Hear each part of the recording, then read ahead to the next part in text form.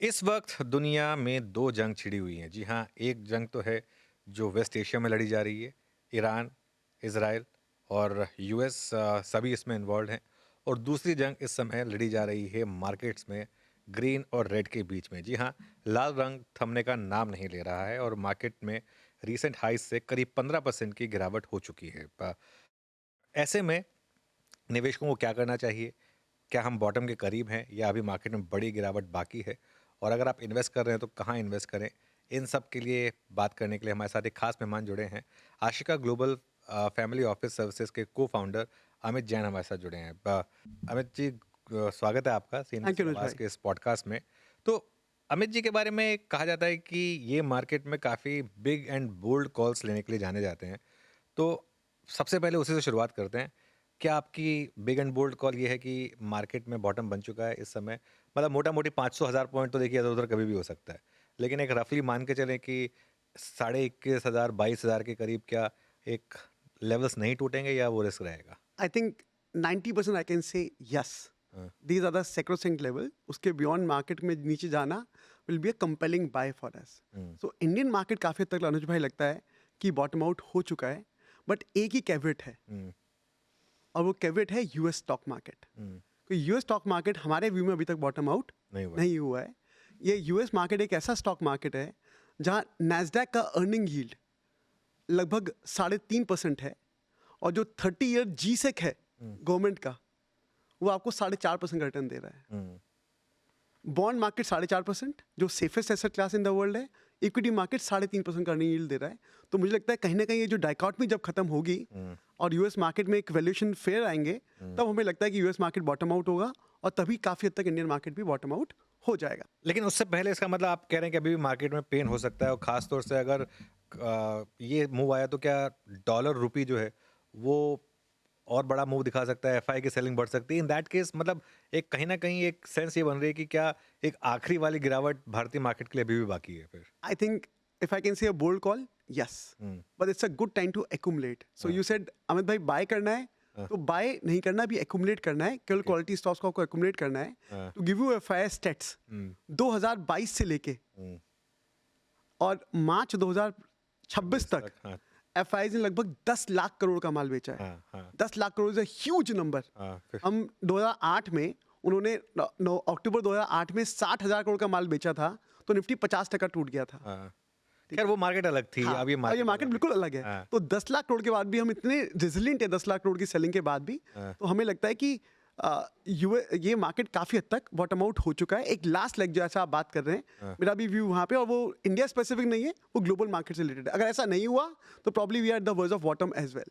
लेकिन इसमें आप वॉर को इंक्लूड नहीं कर रहे हैं। मतलब वॉर में आपको लगता है वॉर रिलेटेड जो भी डाउनसाइड थी वो हो चुकी है काफ़ी हद मार्केट? तक फैक्टर इन हो चुका है, unless we see China and Vietnam, हाँ, चाइना एंड दिस ताइवान हाँ। इमर्ज ऑन द नहीं, मैं लास्ट उनकी फ्रंट। बात नहीं कर रहा हूँ, मैं जो मिडल ईस्ट की जो वेस्ट एशिया की ये बात आई थिंक काफी तक फैक्टर इन हो चुका है। अच्छा। एक चाइना ताइवान अगर इमर्ज होता है hmm, as a fourth front of the war, हाँ, then I think it will be actually a proper world war हाँ, 3। And in fact if you see one of my media interaction in COVID times, where we talked about that gold is next bazooka.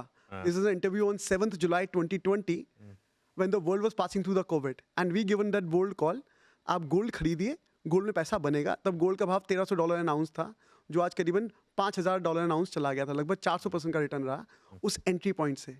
Also उसमें हमने एक बात की थी, जो world के geopolitics हैं, हुँ, उसका नेक्स्ट सिनेरियो बन रहा है कि वर्ल्ड वॉर 3 होगा, 2022 से स्टार्ट होगा। हुँ, और एक्चुअली रशिया यूक्रेन वॉर 2022 से शुरुआत हुई। हुँ, आप इस आर्टिकल को पढ़ सकते हैं, gold is next bazooka by Amit Jain. तो हमें लगता था कि जियोपॉलिटिक्स काफी हद तक चेंज हो रही है, hmm, and it's a global order 2.0 which is hmm. Going to set up. So केवल एक ये रिस्क है, इंडिया की अर्निंग का रिस्क हमें लगता है काफी हद तक बॉटम आउट हो चुका है। चलिए ठीक है। बिटकॉइन 50% गिर चुका है आपने बोला। डॉलर भी नीचे आया है। प्राइवेट, हाँ, तो गोल्ड ऑब्वियसली गोल्ड में बड़ी रैली हुई है। इसके अलावा अब आपकी यहाँ से सबसे बड़ी बिग बोल्ड कॉल क्या है? जैसे 2020 में आपने बोला गोल्ड विल बी बज़ूका। हाँ जी। यहाँ से बज़ूका कॉल क्या है? यहाँ से सबसे ज़्यादा आपको कहाँ पर रैली दिख रही है अगले 5 से 6 साल के लिए? देखिए, अगर आप इंडियन इन्वेस्टर हैं, हुँ, तो इंडियन स्टॉक मार्केट में एक last, it's in the last leg of its bear run. Okay. ये जो 1.5 ईयर का जो बेयर रन रहा है, it is one of the longest bear run Indian market has seen. सितंबर 2024 से चल 24 रहा से, है। हाँ। और उस वक्त हमने एग्जिट पॉइंट लिया था अपने मीडिया इंटरेक्शन के अंदर। हाँ। That you again find out on the Google once you search it. हाँ। We exited on 8 September 2024। Okay. तब से मार्केट में एक बेयर रन चल रहा है। हमें लगता है ये लास्ट लेग है उस बेयर रन का। और इस वक्त इंडियन स्टॉक मार्केट में स्टॉक्स इतने कंपेलिंग वैल्यूएशन पे मिल रहे हैं कि आप सोच नहीं सकते हैं। To give you an example, ठीक है, ऐसे काफ़ी स्टॉक्स अगर आप सर्च करते हैं जहाँ पे सेल्स ग्रोथ 20% की है, प्रॉफिट ग्रोथ 20% की है लास्ट 5 साल की, और आपको स्टॉक प्राइस मिल रहा है 5 साल पुराना, तो ये एक्चुअली वैल्यू बाइंग अपॉर्चुनिटी है। तो हमें लगता है इंडियन स्टॉक मार्केट में you can make a big money even in small cap and mid caps now, because जो उनका फ्रॉथी वैल्यूएशन था 2021 का और 2023 का, वो काफ़ी हद तक अभी डाई डाउन हो चुका है। ओके।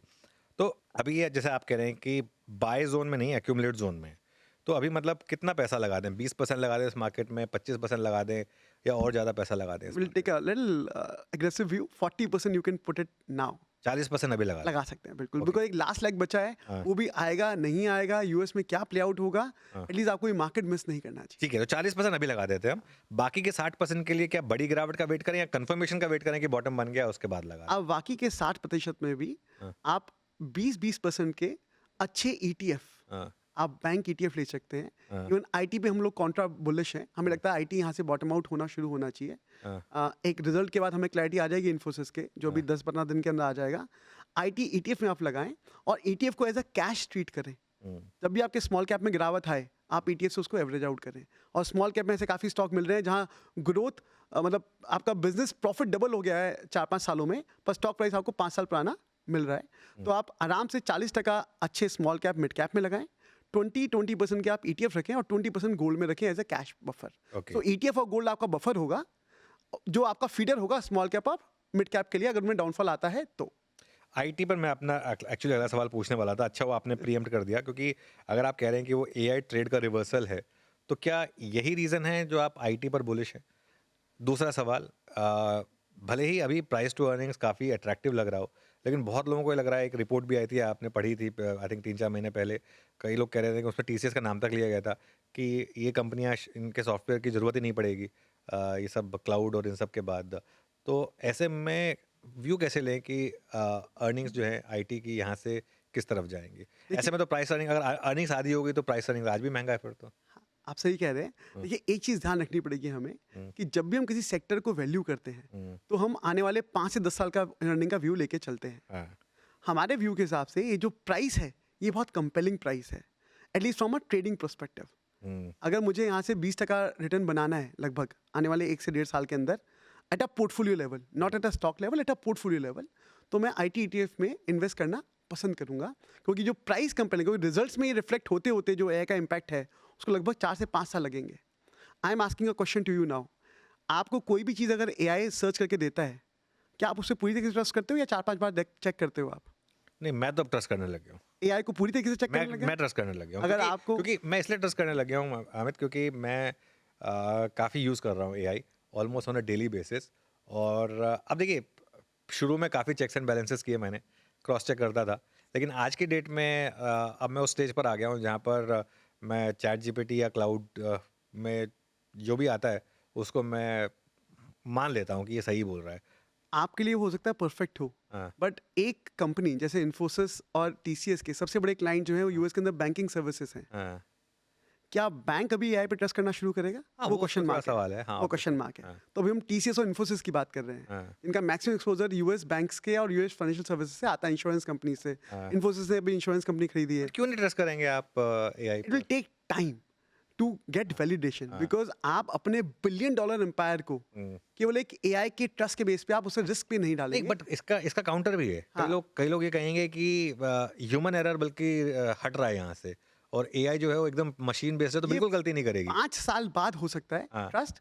अभी मुझे ट्रस्ट करने पे, अगर मैं एक सॉफ्टवेयर हूँ, मैं बैंकिंग का फिनेकल यूज करता हूँ एग्जांपल, हाँ, हाँ, ठीक है, हाँ। फिनेकल में can I remove Finacle and put something into AI on blockchain after approval from regulator will not approve it very fast. हाँ, हाँ, Regulator will always take time to understand because they are always regressive.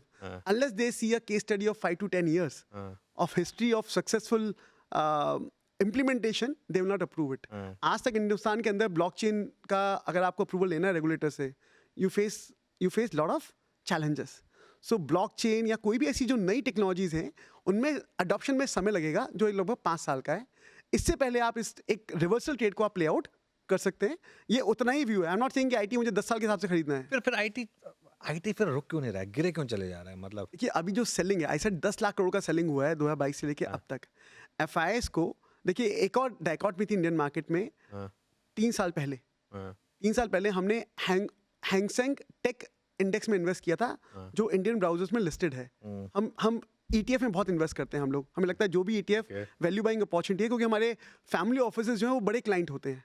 ठीक है, उनको बड़ा amount लगाना होता है, ना कि स्मॉल कैप में 1-2 करोड़ लगाना होता है. उनको 50-100 करोड़ का पैसा लगाना पड़ता है. तो हम सोचते हैं कि ETF में सेफ्टी भी ज़्यादा होती है. हम सब मानते हैं, आप भी काफ़ी प्रोपेगेट करते हैं ETFs को सेफ्टी के साथ. तो हमने ETF इन्वेस्ट किया हैंगसेंग ETF. आप मानिए कि हैंगसेंग ETF जो हांगकांग टेक्नोलॉजी सेक्टर है उसका पी था 7 और नैस्डैक का पी था 34. मुझे याद है, वो चार्ट अभी तक याद है मुझे अच्छे से. वो अलीबाबा वगैरह सब काफी सस्ते हो गए थे. अब वो काफी वैल्यूएशन पे आ गया. अब हैंगसेंग ETF भी लगभग हांगकांग टेक्नोलॉजी ETF भी अब करीबन 15 के वैल्यूएशन पे आ गया. तो इंडियन मार्केट में जो 40 वैल्यूएशन था, नैस्डैक अभी करीबन 28 के आसपास है अभी भी. हाँ, आज 28. तभी हम सेइंग कि earning yield is close to 3.5 और US G-Sec इज 4.5 30 ईयर. तो अभी भी बहुत डिफरेंस है. तभी मुझे लगता है कि नैस्डैक में गिरावट आनी चाहिए. Coming back to the point, ये जो ETF वाली चीज़ है, जो इंडियन मार्केट में जो एक बहुत बड़ा प्रीमियम वैल्यूएशन था, हम एशियन प्लेयर से 60-70% प्रीमियम पे ट्रेड करते थे, वो अब काफ़ी हद तक 40 वैल्यूएशन नीचे आ गया है. तो FI बेच रहे हैं क्योंकि उनको पुरानी जो इमर्जिंग मार्केट्स हैं वो और बहुत सस्ते मिल रहे थे. बट अब धीरे धीरे वो गैप कम हो गया है. इंडिया का प्रीमियम वैल्यूएशन काफ़ी तक नीचे आ गया है और जो सस्ते मार्केट थे 7 की PE मल्टीपल पे, वो भी अब 12-13 की मल्टीपल पे आ गए हैं. तो ये जो गैप कम हुआ है, इससे सेलिंग आगे जाके अब धीरे धीरे कम होनी चाहिए. अब आपको आने वाले 3 साल में 10 लाख करोड़ की सेलिंग नहीं दिखेगी फॉर श्योर. अच्छा अमित, एक बहुत इंटरेस्टिंग चीज़ है, एक AI में अगर सर्च करें नॉस्ट्रेडेमस ऑफ इंडियन मार्केट तो आपका नाम आ जाता है उसमें. तो अब आपका क्रिस्टल बॉल क्या कह रहा है, अगले 10 साल में कौन सी मार्केट सबसे ज़्यादा रिटर्न देगी और कौन सी मार्केट सबसे ज़्यादा करेक्ट होगी यहाँ से? देखिए अगर मार्केट्स की बात करें तो गोल्डमैन सैक ने एक टर्म दिया था ब्रिक्स, करीबन 25 साल पहले. हम बोलते हैं ब्रिक्स से अब आपको मूव करना पड़ेगा. एक नया टर्म हमने एक्रोनिम बनाया है Ashika global family office service के हिसाब से, दैट इज विपिक. विपिक वियतनाम है क्या उसमें? हाँ, बिल्कुल आप सही कह रहे हो. वियतनाम है, इंडोनेशिया है, फिलीपींस है, इंडिया है और चाइना है. ये mostly south east Asian countries हमने कवर किया है. And on your podcast I will not be shying away from saying this, but I believe the sun will again rise from the east. It's a time has come because Asian culture जो work का है वो बहुत different है waste के culture से. और हम सब जानते हैं, जब भी जितना हम वेस्ट विजिट करते हैं हमें लगता है कि अगर फन करना है तो वेस्ट में जाना है, यूरोप जाना है, पर काम करना है तो एशिया में आना है. Right, we all believe it. So I think हमारा टाइम आ गया है. तो 10 साल के हिसाब से will move from BRICS to विपिक.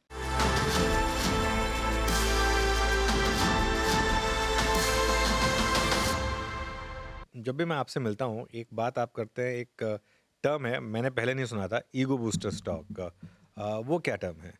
देखिए ईगो बूस्टर स्टॉक वो होते हैं जो आप बताना पसंद करते हैं कि मैंने इसमें 100% रिटर्न कमाया या 200% रिटर्न कमाया, पर आप ये बताना पसंद नहीं करते कि अगर आपका 100 करोड़ का पोर्टफोलियो है तो आपने इसमें कितना पैसा लगाया था. अच्छा, ये वो स्मॉल कैप और माइक्रो कैप होते हैं जो आपको जल्दी रिटर्न देते हैं, बट अपने पोर्टफोलियो का 1 से 2% से ऊपर इसमें रिटर्न आप पैसा नहीं लगा सकते. तो they boost your ego but they don't make you money on your overall portfolio.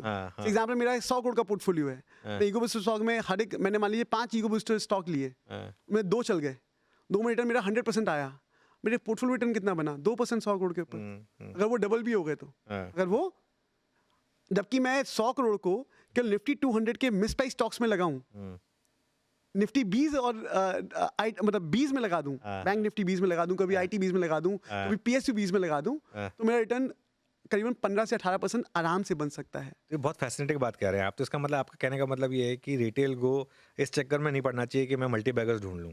अगर आप बस मिस प्राइस लार्ज क्वालिटी के, अच्छी क्वालिटी के स्टॉक्स में SIP करते रहेंगे तो over a long period of time आपका रिटर्न अच्छा होगा. 100% अनुज भाई. I am a strong believer of that new philosophy called invest rightly, switch timely, which we famously call 9th wonder of the world.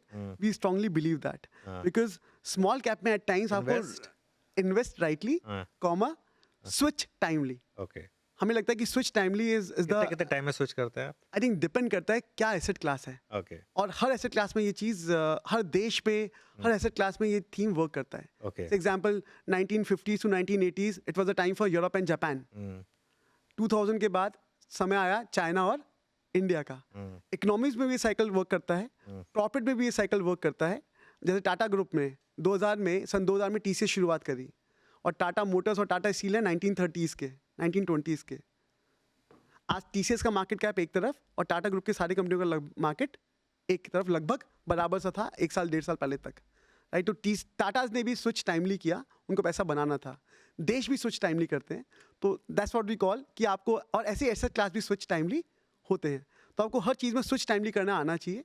आप एक चीज़ को बहुत लंबे समय तक रखेंगे, अब उसका फ़ायदा नहीं है, because India is no more a $400 billion economy, it's a $4 trillion economy. हम काफ़ी हद तक वर्ल्ड की टॉप 4 इकोनॉमीज़ में, टॉप 5 इकोनॉमीज़ में हम आ चुके हैं.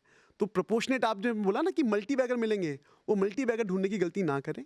इट्स बेटर कि आप एलोकेशन अच्छा करें, निफ्टी 200 स्टॉक्स में जाएं जहाँ पे सेफ्टी और वैल्यू इन्वेस्टिंग ज़्यादा अपॉर्चुनिटी मिलती है. ओके, तो इस बाजार में आपके हिसाब से कहाँ हैं ऐसे मौके? और अगर एक पोर्टफोलियो बनाओ ना अंडर वैल्यूड स्टॉक्स का, एक तो आपने आईटी बोल दिया, हाँ, वो तो आपकी एक क्लियर बातों से नजर में आ रहा कॉन्ट्राबेट है है. थोड़ा. हाँ, कॉन्ट्राबैट है. उसके अलावा और कहाँ कहाँ हमें मौके? लगता है ना निफ्टी बैंक के जो बीज हैं वो भी अभी काफ़ी अच्छे हैं, और मैं ईटीएफ की ही बात कर रहा हूँ अभी तक, बिकॉज ईटीएफ में बेस्ट है कि वो ज़्यादा गिरते नहीं है. एचडीएफसी बैंक अभी मान लीजिए 20% गिरा, बैंक निफ्टी तो मेरे ख्याल से 8 से 10% ही गिरा compare to from that price point of view. So ETF में सेफ्टी, अभी बैंक बीज भी अच्छा लगता है, आईटी ईटीएफ भी हमें अच्छा लगता है, एंड पीएसयूज में हमें काफ़ी वैल्यू दिखती है. अभी पीएसयू बैंक के ईटीएफ काफ़ी हद तक अभी अंडर वैल्यूड लग रहे हैं, from a dividend yield perspective, from growth perspective, from valuation perspective. हमें लगता है ये 3 कॉम्बिनेशन बहुत अच्छे हैं. और एक चौथा एक और लगता है वो है एफएमसीजी, जो हमें लगता है कि last leg of bottoming out हो सकता है काफ़ी हद तक. ओके, इन चारों के अगर आप कॉम्बिनेशन में आप प्ले करते हैं, इन्हीं के स्टॉक्स लेते हैं, इन्हीं का ईटीएफ करते हैं, आपका और 100 करोड़ का पोर्टफोलियो है, आप काफ़ी हद तक बेहतर रिटर्न परफॉर्म दे सकते हैं, rather than getting into some small cap micro cap जिसमें रिस्क रिवॉर्ड रेशियो उतना फेवरेबल नहीं होता है. ओके. आप बहुत बार ईटीएफ वर्ड यूज़ कर रहे हैं. एक रिटेल का एक सवाल होता है कि हम डायरेक्ट इन्वेस्टिंग करें या फंड मैनेजर्स को अपना पैसा दे दें. आपका क्या व्यू रहेगा उसमें? देखिए मेरे हिसाब से तो आप फंड मैनेजर को पैसा दें, ईटीएफ में इन्वेस्ट करें, वो ज़्यादा है, क्योंकि फंड मैनेजर को पता है कि मैंने कोई स्टॉक बाय किया है तो क्यों बाय किया है, नंबर 1. नंबर 2, अगर वो स्टॉक गिर गया किसी कारण से, मार्केट नेगेटिव है, क्योंकि कई बार ऐसा होता है मार्केट में 2 फेजेस होते हैं. एक है कि आपका स्टॉक की परफॉर्मेंस, मतलब कंपनी की परफॉर्मेंस खराब हो रही है, तो वो तो एग्जिट है. बट दूसरे ऑप्शंस होते हैं कि आपकी स्टॉक की परफॉर्मेंस तो अच्छी है, आपकी कंपनी का पीएनएल बढ़ रहा है, जैसे मैंने कहा कि काफ़ी कंपनियां हैं जो 20% कैगर से बढ़ रही हैं 5 साल से, पर स्टॉक प्राइस 5 साल के लो पे है. तो फंड मैनेजर को पता है कि भाई प्रॉफिट्स में कोई दिक्कत नहीं है, सेल्स ग्रोथ में कोई दिक्कत नहीं है, अगर किसी कारण से ये स्टॉक गिर गया है तो मुझे एवरेज करना है. एक्चुअली रिटेल इन्वेस्टर अगर खुद इन्वेस्ट करता है तो उसको पता नहीं कि मुझे एवरेज कब करना है. और एवरेज करने के भी 2 तरीके होते हैं. एक, या तो आप प्राइस में एवरेज करिए, अगर स्टॉक 30-40% गिर गया है और वो क्वालिटी स्टॉक है तो आप एवरेज करिए. दूसरा, या आपको 6 महीने बाद ही एवरेज करना है, आपको टाइम एवरेज टाइम एवरेज से. करना है. हाँ, हाँ. आपने वो आज 10% गिरा, आपने खरीद लिया, फिर 20% गिरा, आपने खरीद लिया, मतलब वो 50% गिर गया, फिर आप क्या करोगे? आपने तो पूरा लिक्विड कर दिया. तो एवरेज करने के भी 2 तरीके हैं, या तो आप प्राइस से एवरेज करेंगे या टाइम से एवरेज करेंगे. ये आप भी बिलीव करते हैं, मैंने आपको कई बार सुना है इस बारे में, बिल्कुल, हाँ, है ना. हाँ, तो उन दोनों को एवरेजिंग वो फंड मैनेजर को पता है, आपको नहीं पता है. आपको पता भी होगा तो आप डिसीजन नहीं ले पाएंगे, क्योंकि आपको कोई एक गाइडिंग फोर्स नहीं होगा. आप एवरेजिंग करते हैं वैसे? हम करते हैं, क्योंकि हमारे स्टॉक्स में हम पहले क्वालिटी देखते हैं. अच्छा, हम किसी भी ऐसी कंपनी में नहीं जाते जहां सेल्स की ग्रोथ कम हो रही हो. ओके. हम किसी भी ऐसी कंपनी को चूज नहीं करते जहां प्रॉफिट में ग्रोथ डिक्लाइन आ रही हो.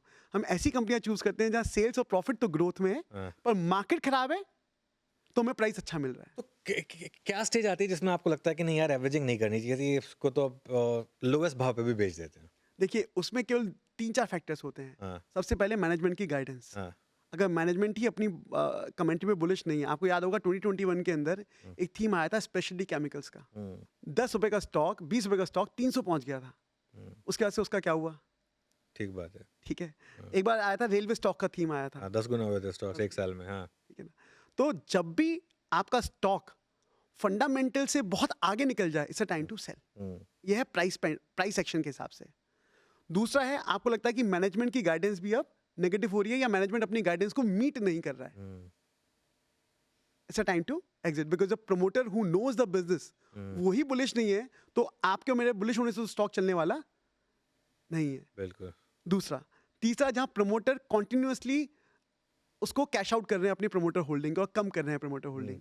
कोई जब प्रमोटर का विश्वास नहीं है कंपनी में, तो आपके मेरे विश्वास से कंपनी चलने वाली, we are merely a minority share holders. ये तीन चीजें, और चौथा ऑफकोर्स अगर प्रॉफिट गिर रहे हैं और सेल्स गिर रहे हैं तो हम एग्जिट करना पसंद करेंगे at any point, and rather will shift to something else जहां हमें ग्रोथ दिखती है, because market only reward growth और वैल्यू।